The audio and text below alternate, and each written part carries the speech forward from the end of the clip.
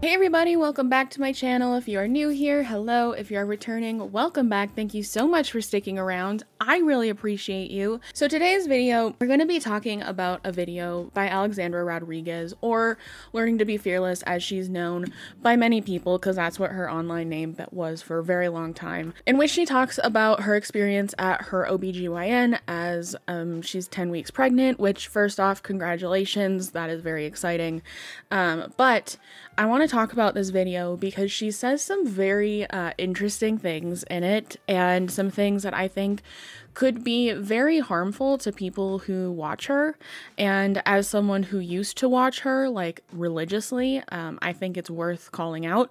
So yeah, that's all we're going to talk about today. But before we get into today's video, I want to thank today's video sponsor, FlexiSpot. Now, FlexiSpot has been a longtime friend of the channel, and I have ranted and raved time and time again about their standing desks, right? So you can imagine my surprise when they told me this time they were sending me a recliner. It's right there.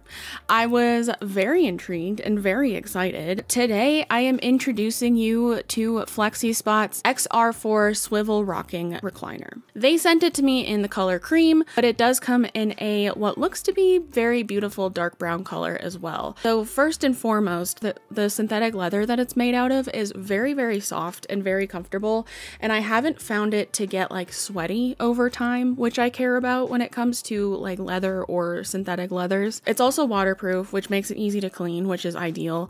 And also my cats have been like scratching at it, as they do literally anything.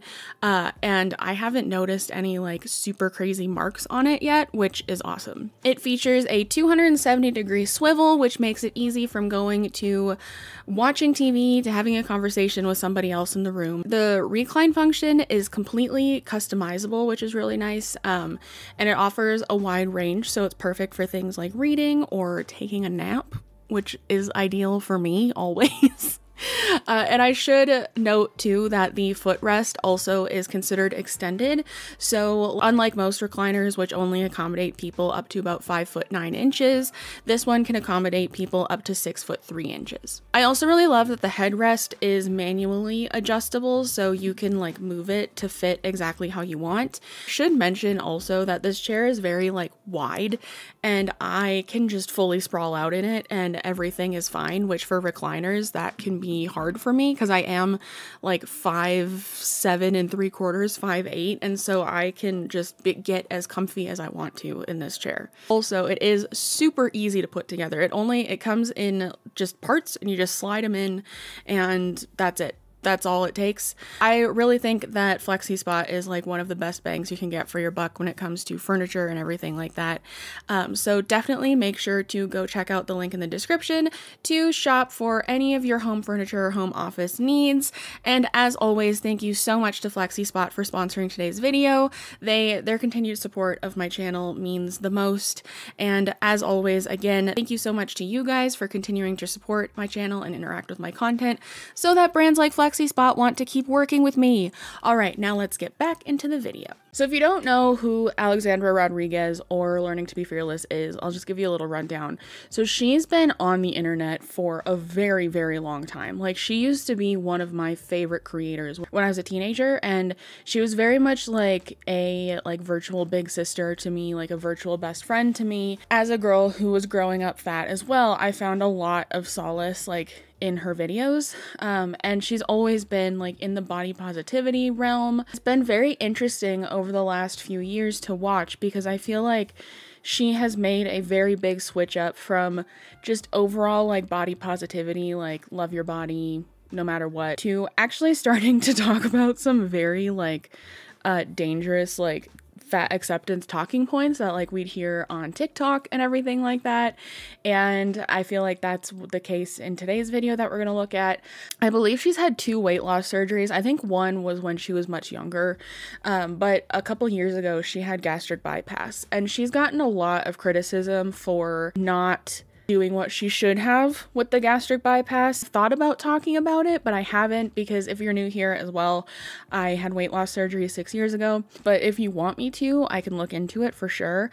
But she had it pretty much, well, she talked about how her weight started affecting her life day to day. Also, she wanted to get pregnant, and so she knew that she had to lose weight to get pregnant. She also had a paniculectomy a couple years ago, and I have a video about that on my channel because she wasn't truthful about it for a really long time, and there was a lot of problems with that. But the big thing here is she got gastric bypass a couple years ago because with the end goal of getting pregnant, she wanted to get pregnant. And so I think that's amazing that her and her husband finally are pregnant and are having a baby.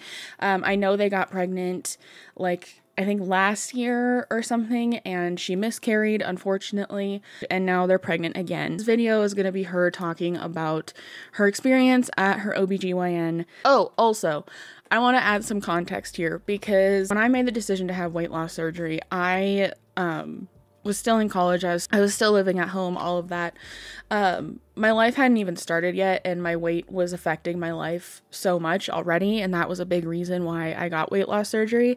But another big reason was because I didn't know if I wanted to have kids, and I knew that if I did want to have kids, my body was not in a place to have kids. And I know that fat people get pregnant all the time and it's fine, but they are often labeled as like high risk pregnancies and stuff like that because there are more things that can go wrong. And so I just wanted to give myself a fighting chance of being able to have a happy, healthy pregnancy if I ever wanted to do that. Now that I've gone out and like lived life, I'm like pretty sure I don't want kids. But it was definitely a reason as to why I got weight loss surgery when I did, because I was only 22. And so I was just like, I want that option if I want it. And now I'm like, I don't think I want it, but it was in my mind. So yeah, therethere's that context also. All right, so I am just doing a little drive and talk. I don't know if I'm gonna post this. Pardon this angle. This is the only way I can film in my car. And I'm driving around right now and kind of processing something that happened to me yesterday. And I'm still at this point not sure if I want to share this or not because I don't know. I know there's going to be backlash, but I also feel like it's really important to talk about this. And over my, long time here on YouTube, I've always shared when these kinds of things have happened to me. When I have felt, I don't know, discriminated against because of my size or just treated differently, rather, maybe. And I just feel like it's something to talk about, something important to talk about. So I am currently 10.5 weeks pregnant, and I've been going to the same OBGYN now for a couple of years. And I had a miscarriage with them last June, and I really love my practice, or I loved my practice, so I won't be going there anymore. Yesterday I had my first appointment with a doctor because my 8-week appointment was just with the ultrasound tech. So this appointment I had yesterday was with my doctor, my first doctor appointment, going through everything that's coming up, kind of giving me the rundown, did like a pelvic exam and all that. So I will say my original OB I loved so much, and I got notified about a month ago that she was leaving the practice, and I'm like, oh, that sucks. I love her. She was so amazing during my miscarriage last year. She was just extremely empathetic. I adored her with all my heart. So I was bummed because I was prepared to go through this pregnancy with her. Okay, so I want to stop here for a second and say that I've seen this video already. I've seen some people talk about this video already, so this isn't like a blind reaction or anything. But I do want to say that like I've seen people like accuse her of like doctor shopping pretty much, like, and because she's not going to go to this OBGYN office anymore. But like when it comes to things like especially OBGYNs and like therapists and stuff like that, but especially OBs, I really feel like it is so important to find one that like you mesh with, because it is such a vulnerable doctor to go to. Like no matter why it doesn't matter the reason you're going, like it's gonna be a vulnerable conversation and a vulnerable exam. And so I personally don't think there's anything wrong that she has since wound up not going to this OB anymore, especially for the reasons that we'll talk about. And I really don't think she's doctor shopping to like hear what she needs. I think she's leaving to get care that she needs, and she's just I'm getting ahead of myself, but yeah, so I just want to say, like, I think when it comes to doctors, especially OBGYNs, like, it's important to mesh with them and to like them and to feel comfortable, because yeah, so on to it. So I got assigned to a new person. I met with her yesterday, and I'm gonna speed her up a little bit. And unfortunately, the vibe wasn't great from the beginning. I'm overly friendly. I want to like connect with you. I want to connect with you. I want to feel a connection with you. Like, this is a big deal for me. This is my first, well, it's my second pregnancy, but like I don't have a child as of yet because I've only gotten pregnant once before and I miscarried. So this is like all very new to me. It's very foreign. It's scary. There's a lot going on. And like I said, I've been at this practice for a while, and I was like, well, that's fine. Like, I'll go with any doctor there because I haven't met anyone in that practice that's not like phenomenal. Even. Oh, also, I think this is too fast, and it's like my only option, so that kind of sucks. All right, she'll just talk slow. That's fine.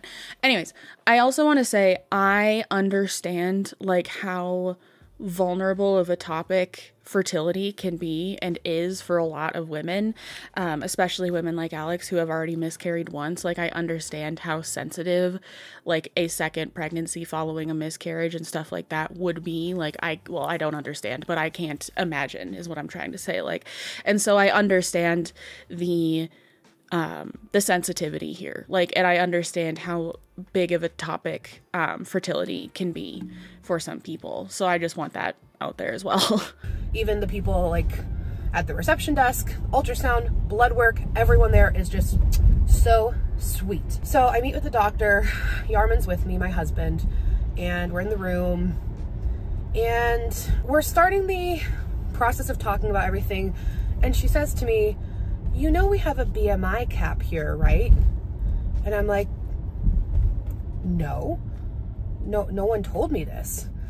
She's like, yeah, we put it into practice last summer, a BMI cap. And my heart like immediately just sank because I'm like, first of all, I just didn't even know that this was like a thing at some practices. Honestly, I didn't either, and if my doctor ever told me this, like, I would also be taken aback. I did not know that some offices, doctors' offices or OBGYNs can have a BMI cap. I've never heard of that before. And I do think it's odd that if she had such a good relationship with the OB that she saw before this, that they didn't tell her about that. But yeah, I would also be taken aback by that. I will say though, in the context of OBGYNs and pregnancies, I would assume that this BMI cap would be for the benefit of both the patient and the doctor's office, because after a certain BMI, like I said, pregnancies do become high risk and do require more care and do require just more everything. From what I know, I've never been pregnant, so yeah, but I just know that like after a certain BMI, they can be dangerous for both mama and baby. So I would imagine that would also open up some liabilities to the doctor's offices as well. And if they don't have the resources to properly give care to these women, then like I can understand why they would have a cap. But yeah, so I never heard of a BMI cap in any context, but I can understand it in the context of like an OBGYN office, at least when it comes to pregnancies. And already, BMI is such bullshit, and I'm so glad that doctors are starting to realize that, because health and weight are already not synonymous, but also I'm very heavy because I've been working out since I was like 10 years old. I've been going to the gym since I was a child. I've been on diets since I was a child, but more than anything, I've been working out since I was a child. Okay, so this is where I was like, oh, this is where we're going with this video. Because honestly, I could see the conversation that could be had around like, okay, fat people still get pregnant, like they still need care. But she takes it in this direction, and that's where I wanted to start talking about it. I think it's very interesting to see coming from her. I have seen her say things like this before more recently. I think in the last year or so. I think it had to do when she was trying to find life insurance and stuff like that. And obviously the BMI scale is and can be flawed, like, and I understand that, but I think it is still a decent marker, like a decent universal marker to use on most people. But even still, if they're not using BMI, they're probably going to start using like waist to height ratio or whatever. I think that's what it is, waist to hip ratio, a ratio of your waist to something else. And honestly, I think that measurement, myself included, would put us as like more overweight than or obese than the BMI already does. And so I don't think them using something other than BMI would help Alex in this situation. So there's that. I understand the argument that weight and health are not synonymous. I understand that, but I think being at a certain weight, and I've experienced this, being at a certain weight does open you up to certain conditions that like people who aren't overweight aren't as susceptible to. I think that is also incorrect and is also something that you hear in other fat acceptance spaces a lot, and something that I heard a lot in my time taking in fat acceptance content online when I was younger. And yeah, and so now she's going into a conversation about how she's not overweight just because of fat. She's overweight because she's been working out her entire life and she's very muscular. So I'm going to let her finish her thoughts on this, and I'm going to talk about it after that. I recently lost 100 pounds over the last couple of years when I had gastric bypass. And I've kept like 95% of it off. So I have a long history. I'm dealing with regain. I get it. Like, I'm actively finally starting to like really be able to focus on losing the weight that I've gained since I've had surgery. And it's working. I've lost 10 pounds. Anyways.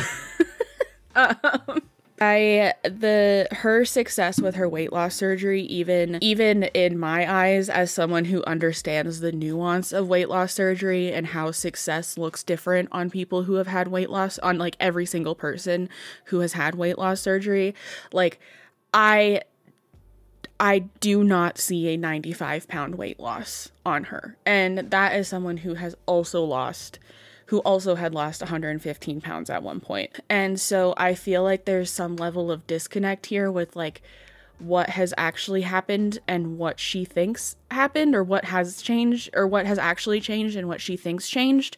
And I think we're going to see that more in this conversation surrounding her being overweight because of muscle. And we'll talk about that in a little bit because I can honestly kind of relate to it and I want to talk about it more. Of struggling with weight. And I just hate BMI so much because I am very heavy, because I'm very muscular. Like a high percentage of my, don't get me wrong, there's a lot of fat in there too.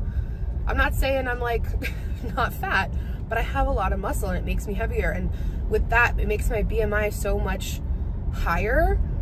And as someone who's worked out now for consistently over the last year, who's worked heavily on eating more balanced, who's lost a significant amount of weight, who has like perfect blood work, perfect blood pressure, like I just hate BMI so much. I just think there are 1,000,001 other better ways to measure health. And it's honestly just another way to discriminate against fat people and show that society just wants to cater to a specific kind of person. So it's really funny because I was told a lot by people in my life that like, oh, you're just big boned, like you just have a wide frame, which I do. Like I have been told by doctors that like I do just naturally have like a wider frame, but I was told that a lot by people in my life, and that like it was almost a way to like excuse me being morbidly obese. It's hard because I understand where she's coming from with like the exercising since you were 13 thing. Like I have been in and out of gyms with personal trainers since I was like 13 also, but I never ever once attributed me being 315 pounds at the age of 21 to me having just worked out too much. And I think that's where the disconnect comes from, or comes in, and I don't like laughing because like I really think there is just like a cognitive disconnect there, which I can also understand because when I started lifting, a couple years ago, I was gaining weight. But I don't think I realized I was gaining weight because I was eating too much, because I was like overcompensating for how much I was exercising. I went to the gym a lot, like at that time. I feel like I was kind of overcompensating. I was overestimating how much I was doing, and I wasn't eating properly. I was gaining muscle also, like that is a thing. I've gained strength, like it's still there, which is really nice. And I've definitely gained muscle as well. But I can see it on my frame, which is really nice, but I've also gained a lot of fat because I just wasn't like paying attention. And that's completely on me, and I'm working on it now. But I think as someone who grew up fat, and for some reason, I think I always resonated a lot with Alex because I felt like our views of our bodies were very, very similar. And I think that's a reason why I always really liked her content growing up. And so I don't know, and I could be completely wrong, but I just feel like when you grow up big, you're given so many different rationalizations to feel better about being big, and that carries through with you until you have like a moment and you're like, something has to change. And that happened when I decided to have weight loss surgery for me, and I was like, oh, I think I just need to fucking do something about this.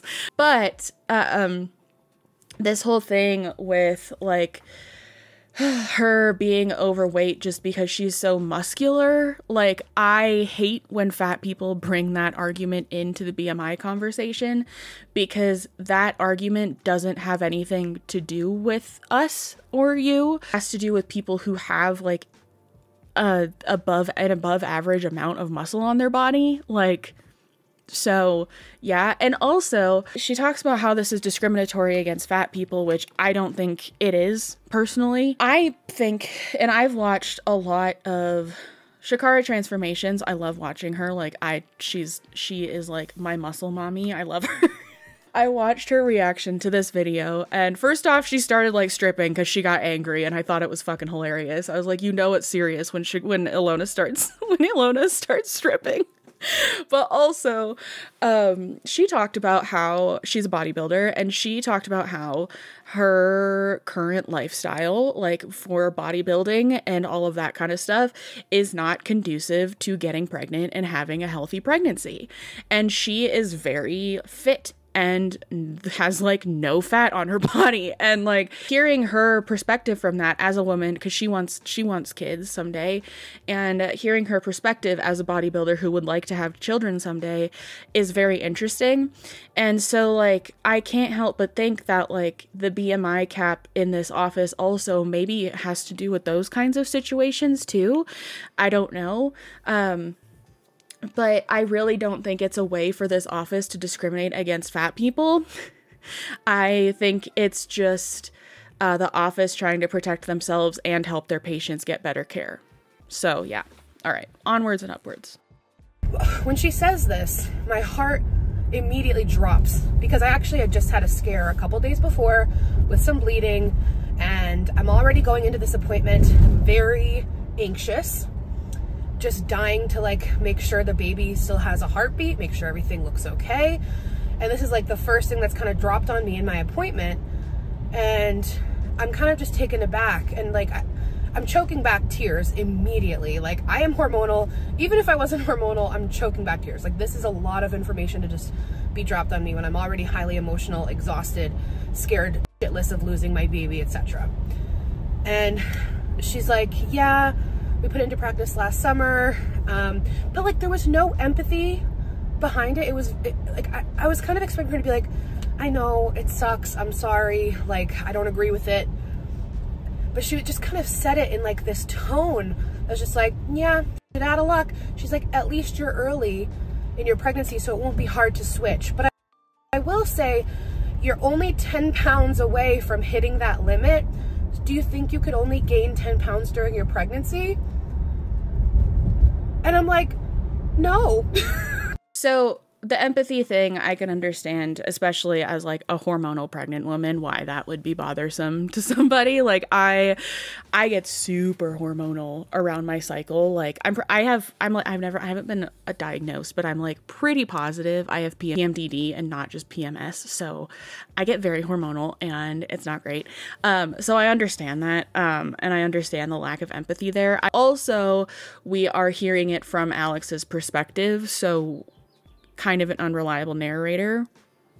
But yeah, and then also when it comes to the can you only gain 10 pounds during pregnancy thing, I understand Alex saying like, I don't know, because like, who really knows how your body is going to react to that? But I will say, I think overweight and obese women, I think you're really not supposed to gain any extra weight aside from like the baby, obviously.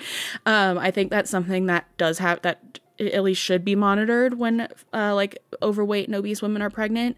I think the recommended amount is like up to 10 or 15 pounds or something like that. And yeah, so I think that's, I'll have to look, but I think that's like the recommended amount. But I also understand Alex's like knee-jerk reaction of being like, I don't know, like, cause who knows? Like, who knows? I mean, I haven't gained anything yet, but I'm only 10 and a half weeks. Like, I've got a long way to go. Do I feel comfortable? Like, I will hit the cap of the BMI limit if I gain 10 pounds. She's like, we can still care for you and have you in the practice until you gain the 10 pounds if you want to wait to switch, but I'm sure you want to switch sooner to get more comfortable with and build a relationship with your new doctor. And like, my mind is just swirling. It's swirling. And when she said, like, do you think you could only gain 10 pounds? I'm like, I'd have to lose weight at that point during my pregnancy, because between the baby and fluid and water weight, like, there's just no way. Like, there's just no way. And I'm kind of just like, I'm kind of panicking at this point, because I'm like, well, where do I go? Because I don't know. I'm freaking out, honestly. I'm like, so where do I go? I just kind of blurted that out, and she's like, well, honestly, blank and blank, it's like another hospital is the only one that's gonna take you, like that. And I'm like, now I don't even have a choice now. That's the only hospital that will take me without a BMI limit. And she said it's because the only reason is because it can be riskier if I need anesthesia during the birth, which doesn't even ever, which it can be ever always happen. You know, it's not. I don't know. And I don't even think it has to even just do with the anesthesia. I think it would have to do with like just being pregnant in general. Like, because I know that many of fat women have gotten pregnant and had babies and everything was fine. Like, I know that is a possibility. I know that's a thing that happens. That's all well and good. But like, we can't deny the fact that like it still puts you at a higher risk when you're pregnant. And like, unfortunately, I guess, I don't know, it's not really unfortunate, it's just nature and science. Like, I really do think that a person's body does have to be in a certain state to healthily carry a baby, or to at least give a chance to healthily carry a baby. Because like, even my mom was like, she was fine, like, or she was like a normal body size and stuff, and we still had, from what I've heard, a lot of complications when I was born. But like, her pregnancy was otherwise okay, but just when I had to come out, that was the issue. Taking this precaution now is the responsible thing to do. So when it is go time and when baby is on the way, you know that you are going to be able to be treated properly. And I understand the frustration with this, and I understand where Alex is coming from with the frustration about this, but really, like, if you can just take a step back, it's for your benefit as well. Like, that is, if I got pregnant right now, which, like, if I did, I would not keep it. Reproductive rights for everybody. I am not in the place to have a baby, but I am also taking precautions to not have that happen, so we're good. Anyways, if I got pregnant right now, I would expect to need to go to a maybe a different OBGYN than I see right now, because I would be considered high risk. risk because I am obese based on my BMI. And so like I would expect that. And I think that's the difference between fat people who take in and then also contribute to the fat acceptance content and narratives online and just like regular fat people. And this is where I wanted to talk about the way that Alex clearly perceives herself after her weight loss surgery and stuff like that. Because I don't think personally, I don't know if she realizes that like she's still overweight, she's still obese. Like, even though she's lost 100 pounds, she's still obese. And like, I am very much the same way. Yeah, we're not as fat as we used to be, but we're still fat by medical standards, by all those kinds of standards. And unfortunately, like, in order to not be that way, you're just going to have to lose more weight. Like, that's just how it is. And, this goes back to the whole, like, I'm overweight because I'm so muscular thing. Like, no, I really don't think that's it. I think we're just fat. Like, that's just what it is right now for both of us. And yeah, so I just think that there is a disconnect here with what Alex thinks she has done and what she has actually done. And I think that's where a lot of this frustration is coming from. I just think it's, just breathe. It just felt absolutely shocking. And like, I told a few close friends about it and they were just like, what? And they're thin. They were like, I didn't even know that was like a thing. Like, I would never even have to think that's a thing because of thin privilege. And like, you just don't even think that that is something that people would deal with. And it just made me feel the way it was delivered, especially, like, it sucks enough. And I'm like, why did no one, don't you think when this was put into play last summer, like a notice should be sent out or something? Don't you think like people should be honestly, yeah. And that was like a thing that I agreed with her throughout this whole thing, is I think it is very odd that this wasn't like broadcasted to the patients of this doctor's office, but that's a lesser point, I guess. I would have switched providers immediately because I don't want to have to worry about if I gain 10 pounds, you're going to boot me. And what if I show up on delivery day and I thought I only gained 10 and I gained like 11? Are you going to say no delivery here? Like, what? I don't know. I'm very disappointed.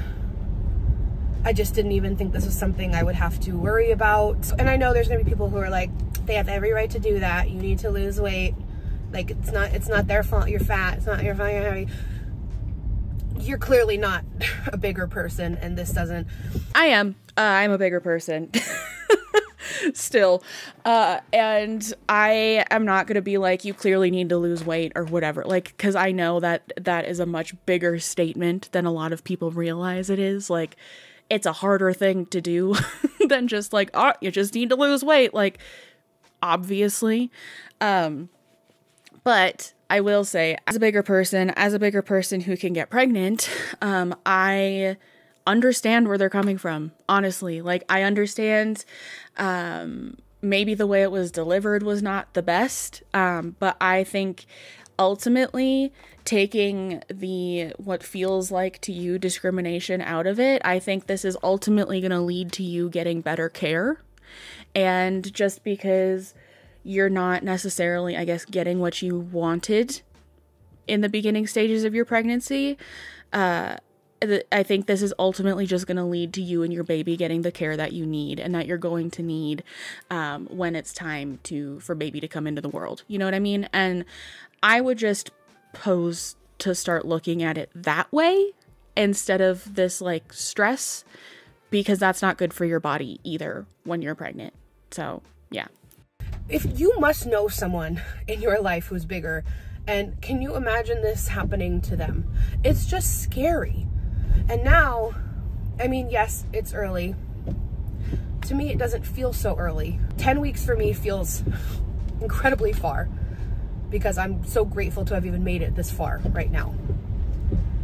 And to have a bomb dropped on me when you think you're settled, and I love my practice, it's easy. I'm used to the routine. I love going there. To have this put on you where it's like, okay, well now you got to find something else. It's like, it's just another layer of stress with pregnancy that's already so stressful. Oh, I don't know. Talking about these things, it's important. As hard as it is, and as much as it opens me up to direct criticism, it's important to talk about, because I genuinely did not know that this was a thing. And I did talk to one of my plus size friends who had a baby already, and she didn't know that she didn't encounter this. She lived somewhere else. She didn't encounter this, but she did experience like weight discrimination at one of her appointments, where the doctor was like, "You're obese and gonna die."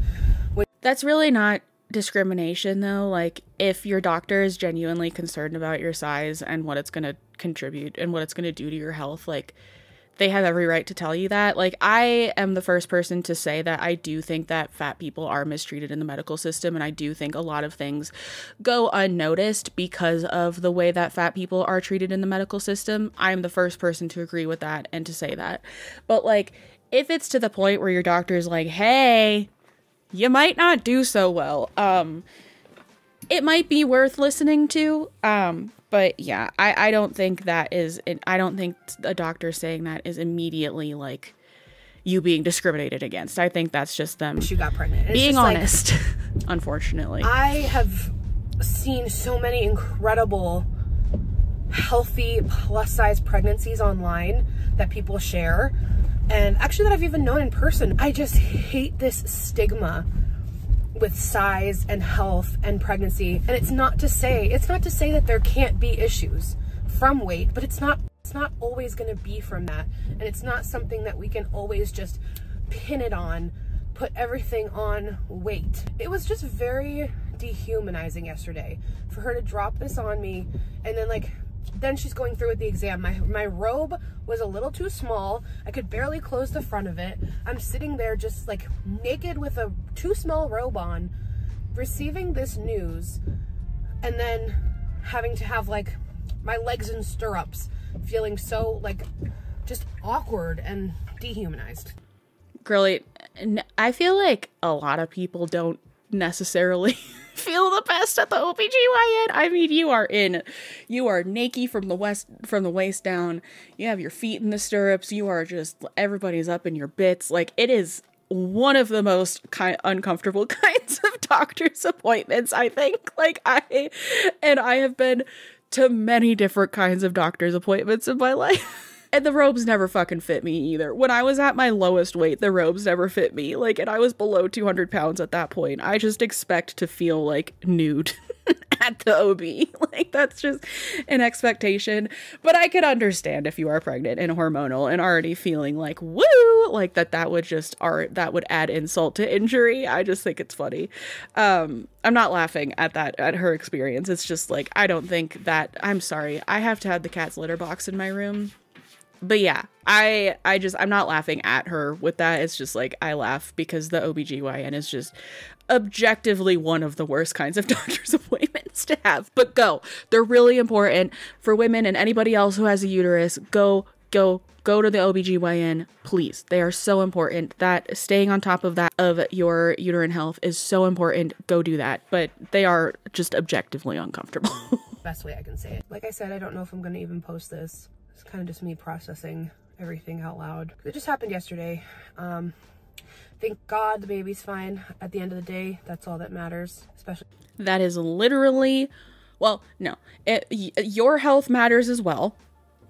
That should never be neglected. I think, and this is a side tangent, but I think with how normal it has become for women to get pregnant and to be pregnant, you think that it has been kind of forgotten by a lot of people that like pregnancy is a legitimate like medical condition and is something that like needs to be monitored for both baby and the mom. And like, that's a bigger conversation with the topic of women's healthcare and all of that. Like, that is a much larger conversation to have, but it does matter that baby is okay. And that is what matters. But also, it also matters that you, Alex, are getting the correct care that you need. And if this doctor's office is unable to give you that now, it's good that you know, and I think it's important to just take it and move on for the health of both your baby and for you. We had the scare a few days before yesterday, so now to find a new doctor. I just wanted to share this, talk about how I don't think it's right, and I want to know if you guys have ever encountered anything like this before. And if you have and you're comfortable sharing, I'd love to see in the comments your experience. I mean, I was gonna say please be kind, but that's not gonna stop anyone who's not gonna be kind. So I'm going to stop this recording here, but she basically finds a new OBGYN. So I'm happy that she found a new doctor, and I'm happy that she found someone who can give her the care that she needs, that both her and her baby need, because honestly, I think that's what this all comes down to. I think it's been really interesting to see the switch up in her messaging over the last few years, and just the progression of her like starting to not take accountability for certain things, and like why she may need certain things and why she's getting denied certain things. I thought this was really interesting, a very interesting conversation. Let me know what you think down below. Like I said, I've never been pregnant. I don't have kids. Like that is something I've never experienced. But I have experienced being fat.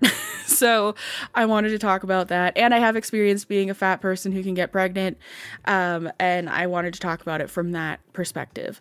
Yeah, let me know what you think down below. Thank you so much to FlexiSpot for sponsoring today's video. Thank you to you guys, as always, for continuing to watch my content and interact with it, so that brands like FlexiSpot want to keep working with me, because now I have this comfy ass chair. Yeah, thank you guys so much for watching. Leave little baby emojis down below. And again, congrats to Alex for being pregnant, like I don't want to take that away from her at all. Like I know this is something she's wanted for a long time, and I do believe that she can have a healthy pregnancy and be okay. But she might just need some different care. Yeah, so thank you guys so much for watching. Remember to be kind to yourself, be kind to others, drink your water, take your meds if you need them, and I will see you in the next one. Okay, bye.